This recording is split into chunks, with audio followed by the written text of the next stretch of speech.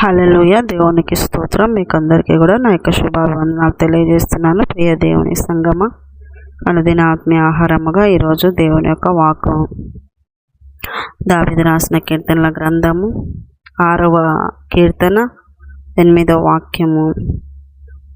పాపము చేయవారలారా, మీరందరూ నా యొద్ద నుండి తొలగిపోవుడి.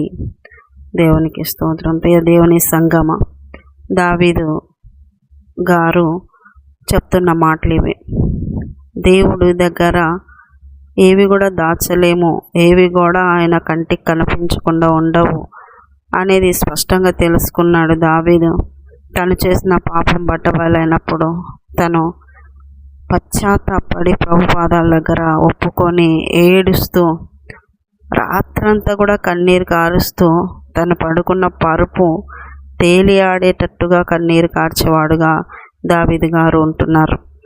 ఎంతో బాధపడినాడు, ఎంతో వేదన పడినాడు. ప్రభు కళ్ళు కప్పి నేను పాపం చేసినానే, ఆయనకు తెలియకుండా ఉండదు కదా, నా జీవితంలో నేను ఇది చేసి దేవుని మనసు నొప్పించినానని చాలా బాధపడతాడు, చాలా దుఃఖపడతాడు.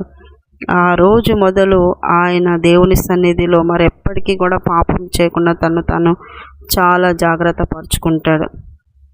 అయితే ఆయనకు వచ్చిన కష్టాలు, ఆ పాపం చేయడం వల్ల వచ్చిన కష్టాలు, బాధలు, ఆ శిక్ష, అవన్నీ కూడా అనుభవిస్తూ తన ప్రాణము విసిగిపోయి తను ఎంతగానో వేదన పడుతూ దేవుని దగ్గర మొరపెట్టుకుంటున్నాడు. మొరపెట్టుకొని నెమ్మది పొంది ఆయన మాట కొరకు ఎదురు చూస్తూ ఉన్నాడు. ఆయన ఒక్క మాట సెలవిస్తే చాలు, ఆయన ఇచ్చే ఆ మాట ఎంతో ఓదార్పును, ఎంతో ఆదరణను కలిగిస్తుంది. కాబట్టి దావీదు ఆయన మాట కొరకు వేచి చూస్తూ ఆయన సన్నిధిలో దుఃఖపడుతూ పశ్చాత్తాపడుతున్నప్పుడు దావీదు అంటున్నారు, నా దేవుడు నన్ను కరుణించినాడు, నా దేవుడు నా రోదన ధ్వని విన్నాడు, నా బాధ చూసినాడు, నన్ను ఎంతగానో ఆయన పరీక్షించినాడు, పరిశీలించినాడు. ఆయన నా యొక్క ప్రార్థన విన్నపం విన్నాడు నా దేవుడు. ఇంకా నా చుట్టూ ఉన్న పాపులారా, నా యొద్ద నుండి వెళ్ళిపోండి, పాపం చేయవారులారా నా యొద్ద నుండి తొలగిపోండి అంటున్నాడు. నిజంగా దేవుని కొరకు ఎదురు చూసే బిడ్డలు, దేవుని మాట కొరకు ఎదురు చూసే బిడ్డలు, దేవుని నుండి ఓదార్పు పొందాలనుకున్న బిడ్డలు, దేవుని నుండి ఆదరణ పొందాలనుకున్న బిడ్డలు, పశ్చాత్తాపడుతున్నప్పుడు క్షమాపణ పొందాలనుకున్న వారంతా కూడా దేవుడు వచ్చి మాట్లాడే పరిస్థితులను కలిగించుకుంటారు.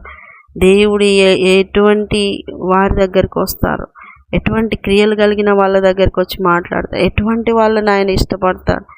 నిజంగా పాపుల మధ్యలో ఉన్నప్పుడు ఆయన రాలేడు కదా, పాపంతో ఉన్నప్పుడు ఆయన నీ హృదయంలోకి రాలేడు కదా. కాబట్టి దావీదు పాపము చేయి వారందరి మధ్యలో ఉన్నాడు. కాబట్టి వాళ్ళందరినీ అంటున్నాడు, నా యొద్ద నుండి మీరు తొలగిపోవుడి. నా దేవుడు నా రోదన ధ్వని విన్నాడు, ఇంకా ఆయన మాట్లాడుతున్నాడు నాతో, మీరందరు నా యొద్ద నుండి తొలగిపోండి.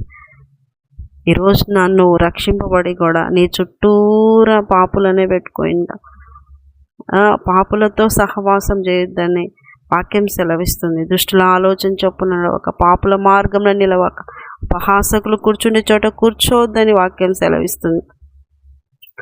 రక్షింపబడిన నీవు ఎవరి సహవాసంతో ఉన్నావు, ఎవరి దగ్గర ఆలోచన చేస్తూ ఉన్నావు, ఎవరి దగ్గర కూర్చుంటున్నావు, ఎవరితో మాట్లాడుతూ ఉన్నావు, ఎవరి యొక్క సహవాసంలో నువ్వు నీ యొక్క వ్యక్తిగత విషయాలు పంచుకుంటా ఉన్నావు, ఒకసారి పరీక్షించుకో.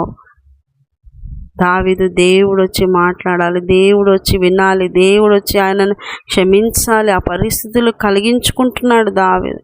చుట్టూరా ఉన్నటువంటి వాళ్ళని వెళ్ళిపోండి, తొలగిపోండి, నా దగ్గర నుండి దూరంగా అండి వాళ్ళను పంపించేస్తున్నాడు. ఎందుకంటే పరిశుద్ధుడైన దేవుడు ఆయన దగ్గరికి రావాలి అని, పరిశుద్ధుడైన దేవునితో సహవాసం చేయాలని, పరిశుద్ధుడైన దేవుని యొక్క మాటను పొందుకోవాలని దావీదు ఎంతో ఆశ కలిగి ఉన్నాడు. అందుకే చుట్టూ ఉన్న పాపులను దూరంగా వెళ్ళిపోండి అంటున్నాడు. వాళ్ళకి దూరంగా ఉండాలని ఆయన ఆశపడుతూ ఉన్నాడు. ఈరోజున నీకు అటువంటి ఆశ ఉందా? నా చుట్టూ నా చుట్టూ ఉన్న వాళ్ళు ఎవరు అని ముందు గమనించుకో. నా చుట్టూ ఉన్న వాళ్ళు ఎవరు, ఎటువంటి వాళ్ళు, ఎటువంటి గుణలక్షణాలు కలిగిన వాళ్ళు, ఎటువంటి వాళ్ళుగా ఉన్నారు వాళ్ళ వల్ల నా యొక్క ఆత్మీయ జీవితానికి నా దేవుడు వచ్చి మాట్లాడి నాతో చెప్పడానికి వాళ్ళు ఆటంకంగా ఉన్నారా? దూరంగా నువ్వే వచ్చేసాయి. వాళ్ళని వెళ్ళిపో అని చెప్పడం కంటే నువ్వే దూరంగా, వారికి దూరంగా, అటువంటి వాళ్ళ సహవాసంలో నువ్వు ఉండకుండా దూరం అయిపోయి దేవుడు నీ దగ్గరకు వచ్చి మాట్లాడి నీకు ఆయన నిబంధనను స్థిరపరిచేటట్టుగా నువ్వు మారాలి. దేవుని బిడ్డలారా, నీ నిర్ణయం పైన ఆధారపడి ఉంటుంది. నిజంగా నువ్వుగాన నీ చుట్టూ ఉన్నటువంటి నీ యొక్క సహవాసులు ఎవరున్నారో గమనించుకోకుండా నువ్వు ఉంటే నీ యొక్క జీవితము పాడైపోతే, నీ యొక్క జీవిత పరిస్థితులన్నీ కూడా సాతాను చేతికి చిక్కిపోతే, నువ్వు దేవునికి వ్యతిరేకమైన క్రియలు కలిగి బ్రతుకుతే, నువ్వు ఎంత రక్షింపబడినా, ఎంత యేసయ్యను నమ్ముకొని బాప్తిసం తీసుకొని ఎన్ని పరిచర్యలు ఏం చేసినా కానీ, ఏది చేసినా కానీ నువ్వు దేవునికి ఇష్టకరంగా బతకకుంటే నువ్వెవరో నాకు తెలియదు అనే రోజు, దేవుడు కూడా అనే రోజు ఉంది ఒక రోజు. ఆ రోజున ఆయనతో అనిపించుకోకుండా ఉండాలి అంటే ఈ రోజున నీ చుట్టూ ఉన్న వాళ్ళను దూరంగా, పాపులను దూరంగా, దుష్టులకు దూరంగా నువ్వు జీవిస్తూ దేవుని యొక్క పరిశుద్ధతలో పాలు పంచుకోవాలి.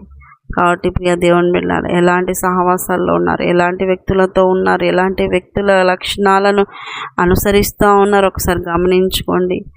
పాపులు ఉన్నారేమో, జాగ్రత్త, దూరంగా తొలగిపోమని వాళ్ళతో చెప్పండి. లేదంటే మీరే తొలగి దేవునికి ఇష్టమైనటువంటి సహవాసము, ఆ లక్షణాలను కలిగి బ్రతికి సాక్షులుగా మీరు లోకంలో దేవుని కొరకు ఒక వెలుగులాగా, ఒక జ్యోతుల్లాగా జీవించుదురుగాక. ఆమేన్. చిన్న ప్రార్థన చేసుకుని యేసయ్యనికి వందనాలు. విన్నవారిని దీవించండి, ఆశించండి, ఆరోగ్యాలు దయచేయండి, క్షేమం దయచేయండి, బలపరచండి. అయ్యా, దావీదు గారు పాపులైన వాళ్ళని దూరంగా వెళ్ళిపోమని ఆజ్ఞాపిస్తున్నాడు. ఈ రోజున విన్న వాళ్ళు కూడా వాళ్ళ సరౌండింగ్లో ఉన్న పాపం చేస్తున్న వారిని ఎంకరేజ్ చేయకుండా, పాపులతో సహవాసంగా ఉండక దూరంగా వెళ్ళిపోమని చెప్పే ధైర్యము దయచేయండి. వెళ్ళిపోమని చెప్పే ధైర్యము, వెళ్ళిపోవాలని కూడా వీళ్ళను నైనా రక్షింపబడిన వాళ్ళకు కూడా ధైర్యం దయచేయండి. నీ యందు భయం భక్తి సహవాసంలో ఎదుగునట్లు కృప చూపమని, బలపరచమని, ఆత్మలు ఫలింపజేయమని, రాకడకి సిద్ధపరచమని యేసు పరిశుద్ధ నామమున అడుగుతున్నాం మా తండ్రి. ఆమేన్, ఆమేన్, ఆమేన్. యేసు రక్తమే జయం, శిలువ రక్తమే జయం, ప్రవేశనామం సంపూర్ణ విజయం కలుగును గాక.